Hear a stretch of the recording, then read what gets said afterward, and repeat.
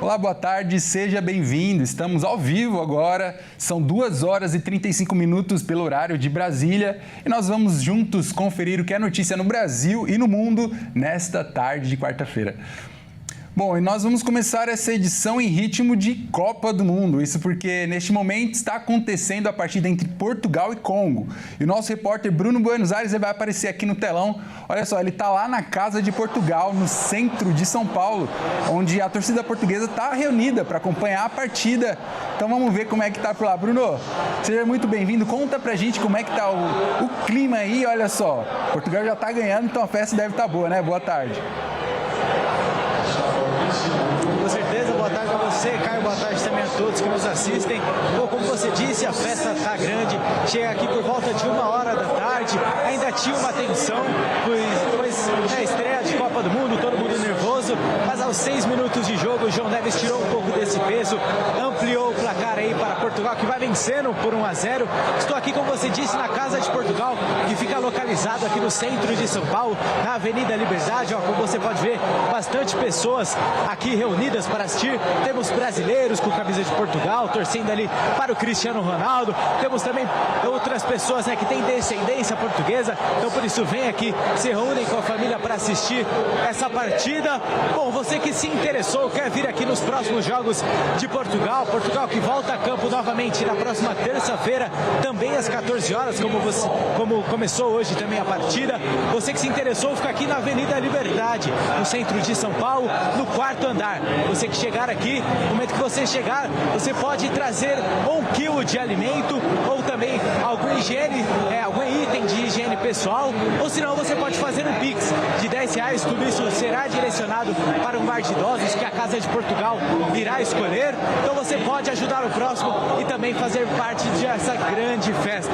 Bom, Caio, a partida por enquanto dá os 38 minutos do primeiro tempo. Daqui a pouco vai ter um intervalo. Vou voltar para entrevistar as pessoas, perguntar o que estão achando do jogo até o momento, expectativa para essa Copa do Mundo. Então daqui a pouco eu volto com você aí do estúdio. Tá certo, Bruno, muito obrigado pelas informações. Daqui a pouquinho você volta com toda a repercussão aí do que está acontecendo nessa partida. Até já. Bom, a gente muda de assunto porque o Supremo Tribunal Federal decidiu manter as prisões do pai e do primo do banqueiro Daniel Vorcaro. De acordo com as investigações, o pai de Vorcaro repassava R$400 mil por mês, além de bônus, a agentes da Polícia Federal em troca de informações sigilosas. As prisões do pai e do primo de Daniel Vorcaro foram mantidas pela segunda turma do Supremo Tribunal Federal. Os ministros André Mendonça, Luiz Fux e Cássio Nunes Marques votaram pela continuidade das prisões preventivas de Henrique Vorcaro, pai de Daniel, e Felipe Vorcaro, primo do dono do Banco Master. Já Gilmar Mendes defendeu a substituição das detenções por outras medidas cautelares. Para o ministro, Henrique Vorcaro poderia cumprir prisão domiciliar com monitoramento eletrônico e restrições de contato. No caso de Felipe Vorcaro, Gilmar Mendes sugeriu medidas como o comparecimento periódico à justiça e a proibição de manter contato com outros investigados e testemunhas. Ao apresentar o voto, Gilmar questionou a necessidade da prisão do pai de Daniel Vorcaro. O ministro afirmou que a situação levantava dúvidas sobre a proporcionalidade da medida e mencionou a possibilidade de que a prisão pudesse ser interpretada como uma forma de pressão em meio às discussões sobre um eventual acordo de delação premiada do banqueiro.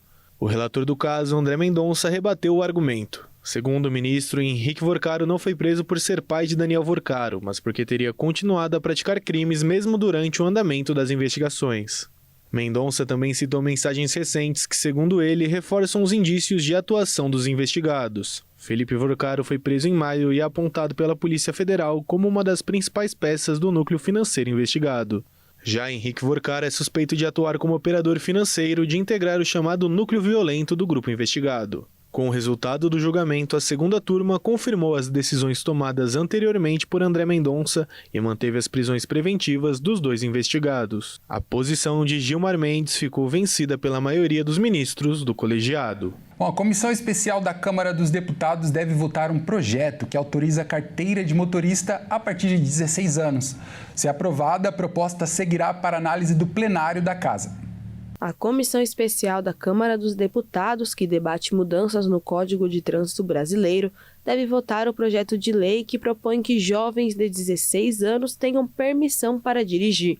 A proposta em análise na Câmara determina que os jovens vão poder dirigir somente em vias urbanas entre 5 horas da manhã e meia-noite, mas prevê que a condução deve ser feita com acompanhamento e supervisão de um motorista maior de idade habilitado há pelo menos 2 anos. No caso das motocicletas e motonetas, a autorização seria limitada a modelos de até 150 cilindradas. O texto também determina a criação do Programa Emergencial de Apoio Financeiro às Escolas de Trânsito. A intenção é ajudar a diminuir os impactos das mudanças na formação dos condutores que foram implementadas nos últimos anos. Outro destaque é a inclusão de regras voltadas à circulação de veículos autônomos e semi-autônomos. Atualmente, existe uma lacuna regulatória envolvendo tecnologias emergentes, incluindo veículos autônomos, bicicletas elétricas e equipamentos de mobilidade individual. Uma outra mudança proposta é a fixação da carga horária mínima de aulas práticas diretamente no Código de Trânsito Brasileiro. O texto eleva a exigência para 5 horas por aula, substituindo o modelo atual definido por regulamentação do CONTRAN, o Conselho Nacional de Trânsito. O parecer ainda prevê a possibilidade de que aulas práticas e exames sejam realizados em escolas de trânsito credenciadas, desde que existam mecanismos de auditoria e controle. A guerra no Oriente Médio pode, enfim, ter um acordo de paz. Um documento foi assinado virtualmente pelo presidente Trump e será firmado presencialmente em uma cerimônia nesta sexta-feira em Genebra, na Suíça.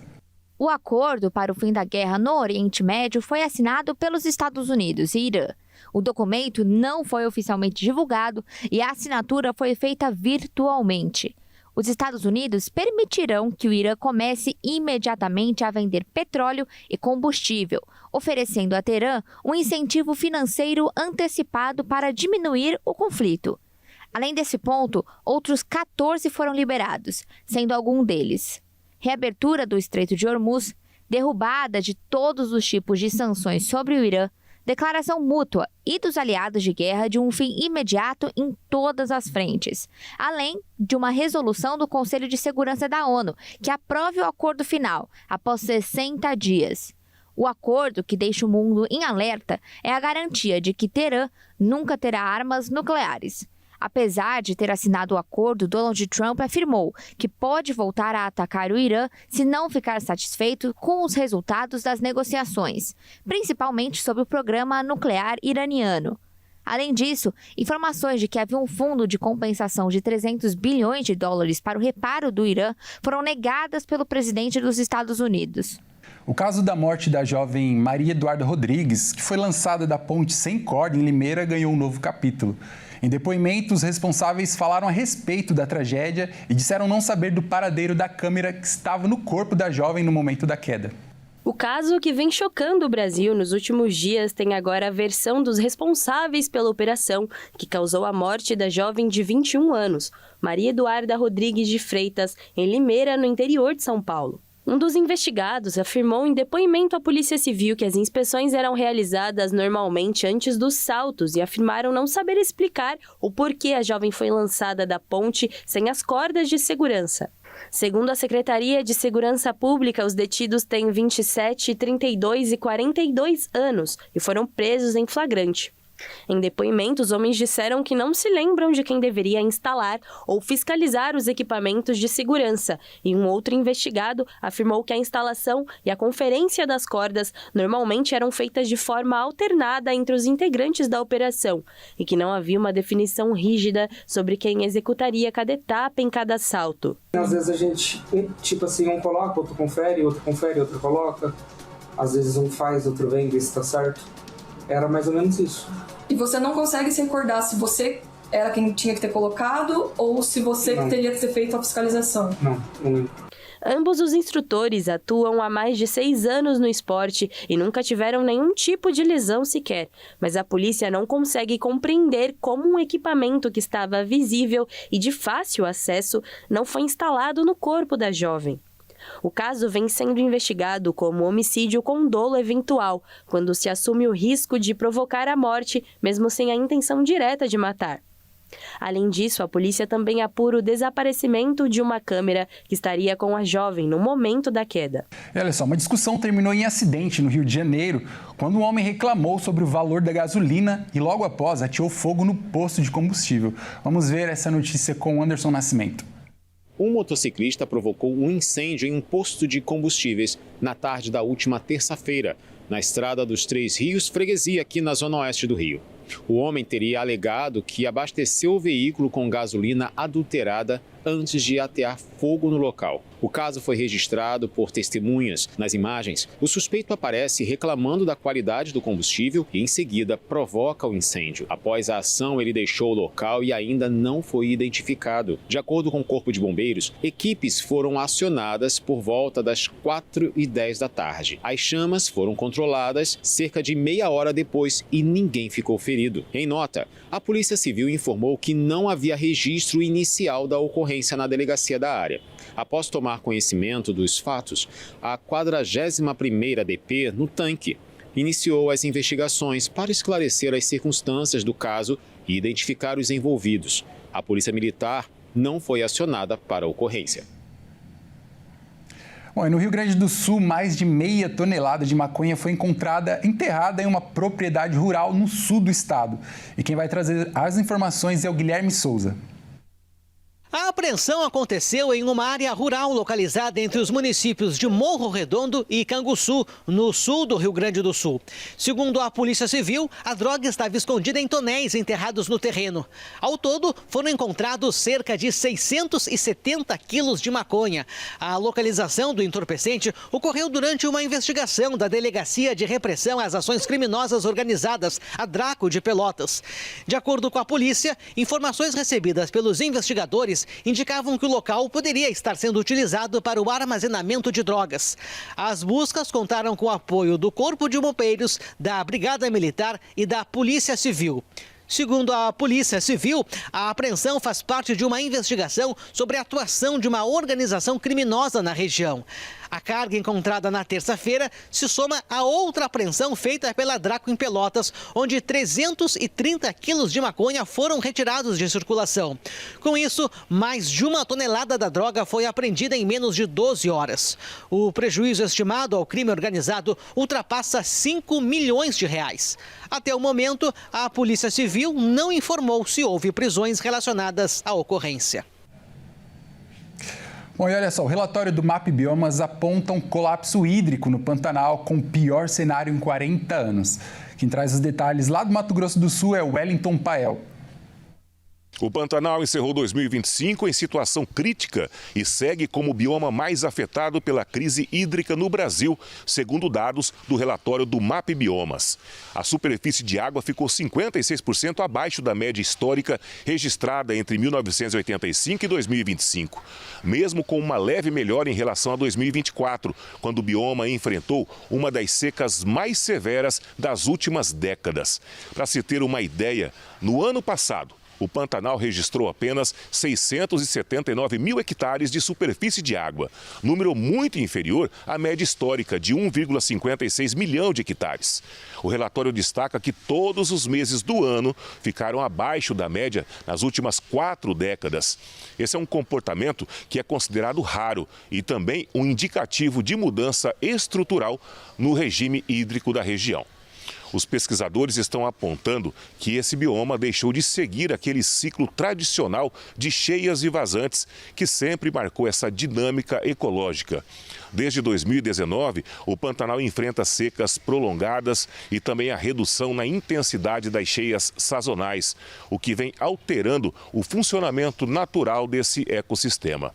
O impacto dessa crise se concentra especialmente no estado do Mato Grosso e aqui no Mato Grosso do Sul, estados que estão diretamente ligados ao bioma. Municípios como Corumbá, no Mato Grosso do Sul, e Cáceres, no Mato Grosso, estão entre os mais afetados, com perdas expressivas da superfície de água em relação à média histórica. E isso está afetando desde a economia local até atividades dependentes do ciclo das águas. Esse relatório também mostra que o Pantanal foi o único bioma brasileiro em que todos os meses de 2025 ficaram abaixo da média histórica, reforçando a gravidade desse cenário. Mesmo com uma alta de 34% em relação a 2024, o bioma ainda está distante de qualquer padrão de normalidade. Bom, e um casal foi preso no Rio de Janeiro suspeito de expedir alvarás falsos que liberavam presos no Rio de Janeiro. Vamos ver essa história novamente com Anderson Nascimento. A Polícia Federal prendeu um casal foragido da Justiça, suspeito de participar de um esquema de falsificação de alvarás de soltura, utilizados para liberar presos de forma irregular no estado do Rio de Janeiro. Os suspeitos foram localizados em Itaboraí, na região metropolitana. De acordo com as investigações, a organização criminosa produzia documentos judiciais falsos que eram apresentados ao sistema prisional para obter a liberação indevida de detentos. Entre os beneficiados pelo esquema está um dos maiores traficantes de armas do país, condenado a 27 anos de prisão. Outros presos culpados por crimes graves também teriam deixado unidades prisionais com base nos documentos fraudulentos. A prisão foi realizada por agentes da PF em cumprimento a mandados expedidos pela Justiça Federal. Durante a ação, os investigados teriam apresentado documentos com indícios de falsificação que foram apreendidos e serão submetidos à perícia. O casal foi encaminhado ao sistema prisional e permanece à disposição da Justiça. A Polícia Federal informou que as investigações continuam para identificar outros envolvidos e apurar a extensão das fraudes. Bom, e olha só essa história. A Justiça do Alagoas determinou o fechamento imediato de um cemitério municipal à beira-mar e proibiu novos enterros no local. A decisão foi tomada após denúncias de condições precárias e exposição de restos mortais. A decisão se deu após uma análise da Ação Civil Pública Ambiental, que classificou a situação do cemitério como de extrema gravidade. A inspeção realizada no local constatou uma série de irregularidades graves, como a exposição de ossadas, a ausência de licenciamento ambiental e o risco de danos ao meio ambiente e à saúde pública. O Ministério Público também constatou ilegalidades nas condições de trabalho dos funcionários, o que exigiu uma urgência maior para a situação considerada desastrosa. Por conta disso, uma série de medidas obrigatórias foram estabelecidas para o município com prazos definidos. A primeira exigência terá um prazo de 5 dias para a adequação do cemitério, como recolhimento, acondicionamento e guarda dos restos mortais, atualmente expostos a céu aberto, assegurando a dignidade e a inviolabilidade das ossadas, além de seguir os protocolos sanitários necessários para garantir a segurança da população. Em caso de descumprimento, poderá ser aplicada uma multa diária de R$1.000, limitada inicialmente a R$150.000, com os recursos destinados ao Fundo Estadual de Meio Ambiente. A segunda medida garante um prazo de 15 dias para que o município apresente um plano completo de catalogação, identificação e destinação provisória ou definitiva de todas as ossadas e restos mortais existentes no cemitério, além de apresentar um relatório das providências emergenciais adotadas ou em curso. Para um prazo de 30 dias, a terceira medida exige a indicação da área destinada à implantação de um novo cemitério municipal, adotando medidas de cercamento, controle de vetores, limpeza e saneamento da área do cemitério a ser desativado. A última medida terá um prazo de 90 dias para o envio do protocolo de requerimento do licenciamento ambiental, referente à implantação de um novo cemitério perante o órgão ambiental competente. Dessa forma, a Justiça determinou que até que um novo cemitério esteja em funcionamento, os sepultamentos deverão ser realizados na sede do município, com transporte garantido pela Prefeitura tanto para o corpo quanto para os familiares. Bom, e veja a seguir. Lionel Messi faz 3 gols na estreia da Argentina e se torna o maior goleador de todos os tempos da Copa do Mundo. A reportagem completa você confere no próximo bloco. Nós voltamos já.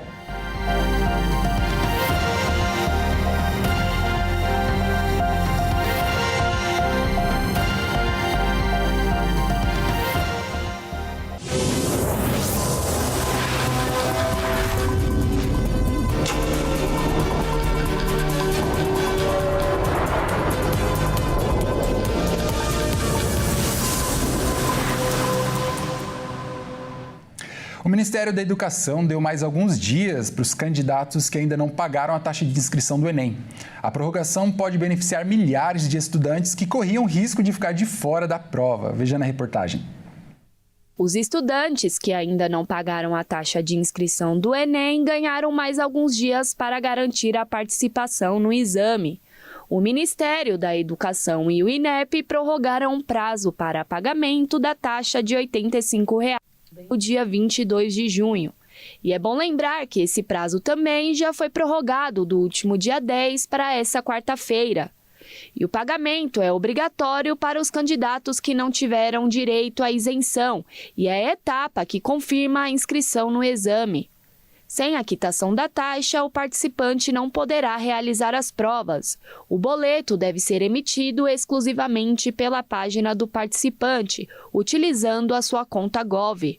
O Enem segue sendo a principal porta de entrada para o ensino superior no país, permitindo o acesso a programas como o SISU, ProUni e FIES. Instituições de ensino públicas e privadas também utilizam as notas do exame para selecionar estudantes.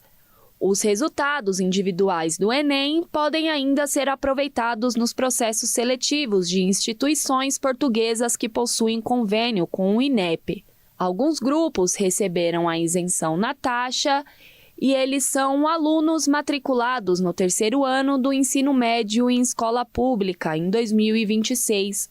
Alunos que cursaram todo o ensino médio em escola pública ou como bolsistas integrais em escola privada e que possuam renda familiar de até um salário mínimo por pessoa. Estudantes participantes do programa Pé de Meia do Ministério da Educação, o MEC. Pessoas em situação de vulnerabilidade socioeconômica, pertencente a famílias de baixa renda e com registro no Cadastro Único para Programas Sociais do Governo Federal, o CAD Único.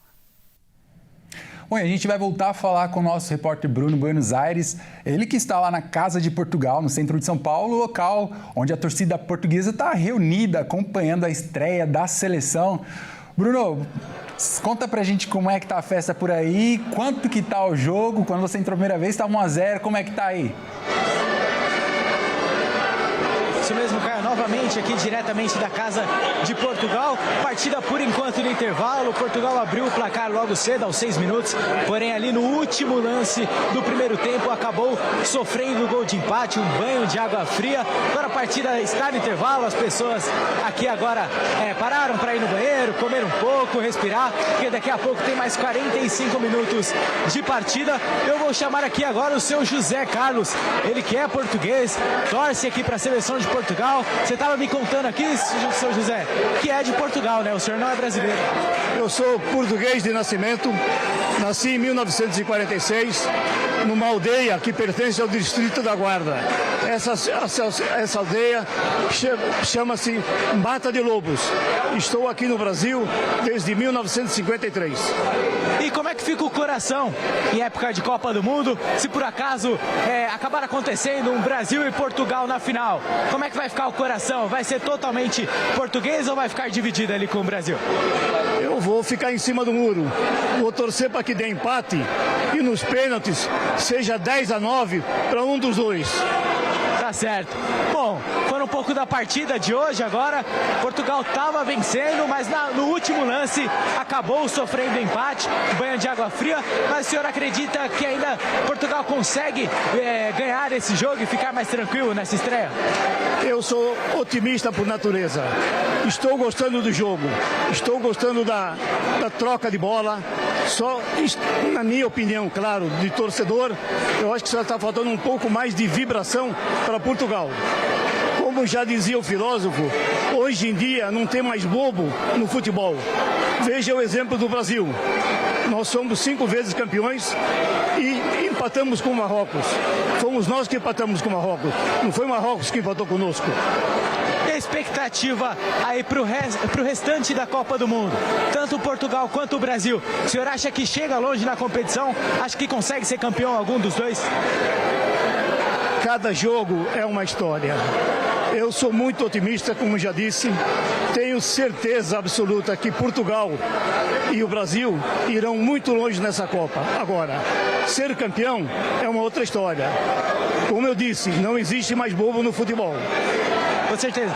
Seu Carlos, queria perguntar sobre um debate que rola bastante há algum tempo já. Para o senhor, mesmo sendo português, queria saber quem para você é melhor, Cristiano Ronaldo ou Messi? Resumidamente, o meu histórico no futebol é o seguinte: eu fui durante 20 anos diretor da base da Portuguesa. Sem falsa modéstia, entendo um pouco de futebol, só um pouco. Cada dia é uma surpresa. Mas, na minha opinião, muito embora o Cristiano Ronaldo seja do meu país, eu acho que o Ronaldo é o rei, abaixo do falecido rei. Tá certo, seu Carlos, muito obrigado por essa entrevista. Bom jogo para o senhor. E queria também só a gente chamar uma reportagem que Cristiano Ronaldo, nesta Copa do Mundo, busca um recorde histórico. Vamos conferir com ele. Esta Copa do Mundo estará marcada por grandes despedidas. Este Mundial pode ser a última participação de atletas que marcaram gerações, como Messi, Neymar, Manuel Neuer e também Cristiano Ronaldo. O português disputará sua última Copa, com a missão de conquistar o título mundial com Portugal, o único que ainda falta em sua carreira. Diferente de outras edições, Portugal não chegava como uma das seleções favoritas desde 1966. Mesmo com os títulos da Eurocopa e da Liga das Nações, Cristiano Ronaldo ainda não conseguiu levar Portugal a uma final de Copa do Mundo. Até agora, soma 22 jogos, com 8 gols e 2 assistências. Sua melhor campanha foi a semifinal em 2006, logo em sua estreia do torneio. Dentro do país, o camisa 7 está a um gol de igualar Eusébio, o maior artilheiro de Portugal em Copas do Mundo. O lendário craque português marcou 9 gols, todos em uma única edição, lá em 1966, na Inglaterra. Mas enquanto isso, Cristiano Ronaldo ainda é disparado o maior goleador da história da seleção portuguesa, com 143 gols. Enquanto o Cristiano Ronaldo ainda busca, Messi ontem fez história diante da Argélia no jogo da Copa do Mundo e entrou aí como o maior artilheiro, empatou com Miroslav Klose, o alemão, como o maior artilheiro de todas as histórias da Copa do Mundo. Vamos conferir um pouco mais na reportagem do Diogo Larkin. Com o hat-trick na vitória por 3-0, Messi chegou aos 16 gols em Copas do Mundo e entrou de vez no topo da artilharia histórica da competição, ao lado do alemão Miroslav Klose. Aos 39 anos, o atacante segue ampliando uma coleção de recordes que atravessa gerações. Além dos gols, o argentino também se tornou o jogador com mais partidas disputadas em mundiais. Com 27 jogos, ultrapassou Pelé em participações diretas em gols na história das Copas. Agora são 16 gols e 8 assistências. Depois da partida, o camisa 10 minimizou o peso dos números, mas fez questão de destacar a honra de dividir espaço em rankings históricos, com nomes como Ronaldo Fenômeno, que durante anos foi o maior artilheiro das Copas. A próxima oportunidade para Messi assumir sozinho a liderança da artilharia histórica será na segunda-feira, quando a Argentina enfrenta a Áustria pela segunda rodada do Mundial. Enquanto o maior de Portugal tenta brigar pela liderança, o argentino consegue bater o recorde. O nosso maior craque Neymar ainda continua tentando voltar de lesão, continuar ainda brigando pela titularidade na seleção e já vai completar um mês fora dos gramados. A expectativa é que ele comece a ganhar minutos agora contra o Haiti na próxima sexta, porém ainda não é nada confirmado. Vamos conferir um pouco mais na reportagem. A última vez que o camisa 10 da seleção brasileira entrou em campo foi há um mês. Neymar sofreu uma lesão na panturrilha direita que o deixou de fora dos jogos desde o dia 17 de maio. Porém, na última terça-feira, o atacante deu um passo importante em sua recuperação, voltando ao gramado pela primeira vez, embora ainda sem exercícios de alta intensidade. Essas atividades serão feitas de forma individualizada neste primeiro momento e só depois, gradativamente, Neymar será integrado aos trabalhos com o restante do elenco. Para poder estrear na Copa, o atacante ainda precisa cumprir etapas fundamentais. Pelo longo período sem atuar, o foco agora é o fortalecimento muscular para evitar novas lesões. Neste processo, o jogador será reavaliado periodicamente para chegar à possibilidade de aumentar a carga dos treinos. A CBF trata a situação com cautela e entende que não se deve pular etapas. Por isso, Neymar está de fora do duelo contra o Haiti nesta sexta-feira, às 9h30 da noite, e continua como dúvida para a partida contra a Escócia, na quarta-feira que vem, em Miami. Eu fico por aqui, a partida ainda continua no intervalo, mas às 18h30 eu volto com mais notícias do esporte, com o resultado desse jogão, resumo. Então, fica o convite para todos de casa. Até lá, Caio, eu volto com você aí do estúdio. Uma ótima tarde. Valeu, Bruno. Uma ótima tarde a você. Independente do resultado, aproveita a festa aí. 18h30, esteja aqui para a gente conversar de futebol. Um abraço. Bom, essa edição fica por aqui. Eu agradeço demais a sua companhia. E para você que nos acompanha pelo Hit Notícias, fique agora com a sua programação local. Até mais.